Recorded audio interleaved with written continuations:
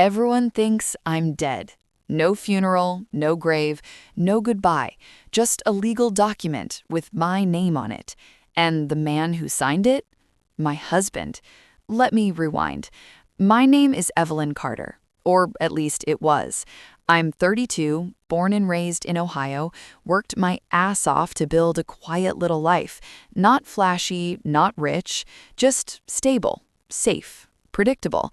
The kind of life people don't notice until it disappears. I married Ryan Carter when I was 26. Yeah, I know, that pause you just felt, that's instinct. You're right. Ryan was charming in that clean-cut, boy-next-door way. The type of dude who smiled with his eyes and made moms feel comfortable. He talked about futures, about kids, about us against the world. He called me Eve like it was a secret only he deserved to use. Back then, I thought I won. Turns out, I was just convenient. The accident happened on a Tuesday. Rainy, gray, the kind of day that feels cursed before anything even goes wrong. We were driving back from my aunt's place, country road, trees on both sides, no signal, no witnesses, just the sound of rain smacking the windshield and Ryan tapping the steering wheel like he was nervous or excited. I remember the headlights, then the scream, then nothing.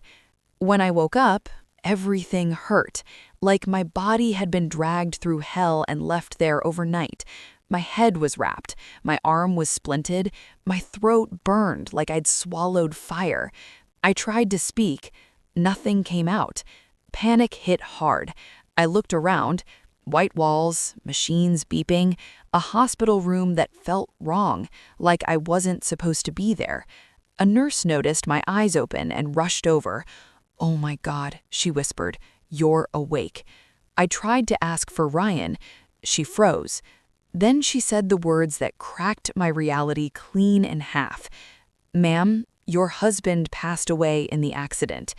I shook my head. No, no way. Ryan was driving. I was in the passenger seat. She looked at my chart again, then at me.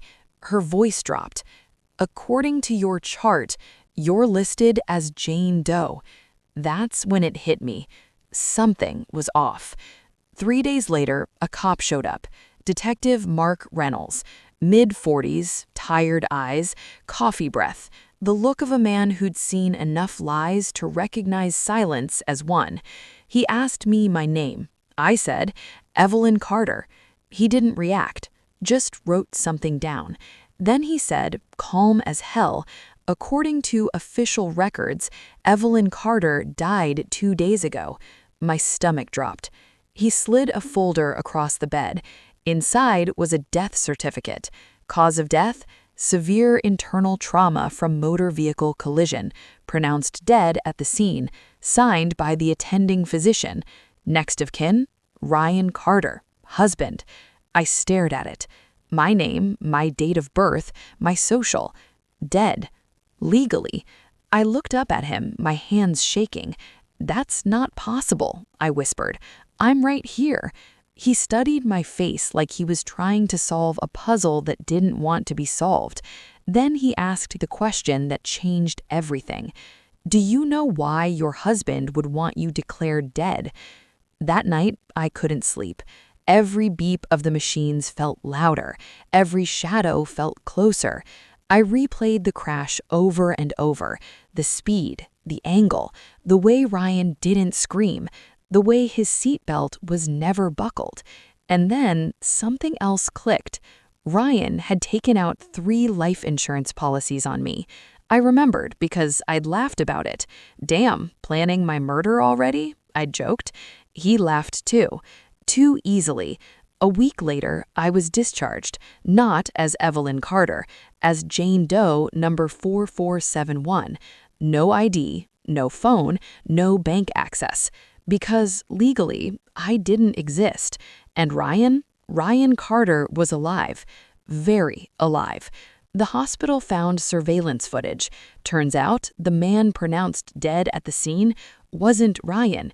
It was another body, burned, unrecognizable, and someone had slipped my wedding ring onto that corpse. Clean, calculated, cold as hell. I saw him on TV.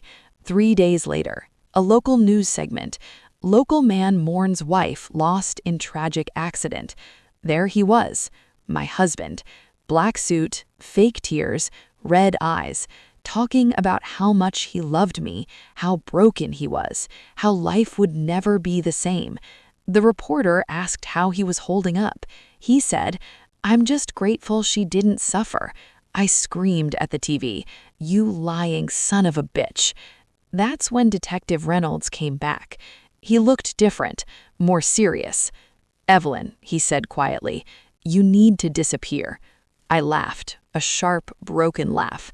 I already did. He leaned in. "No, I mean for real. If Ryan finds out you're alive—" He didn't finish the sentence. He didn't have to. That night, I made a decision. If he wanted me dead, I'd let him believe it. But I wasn't going to stay buried. I was going to crawl back out. And when I did, I'd ruin him. Slow, painful, legal, psychological, permanent.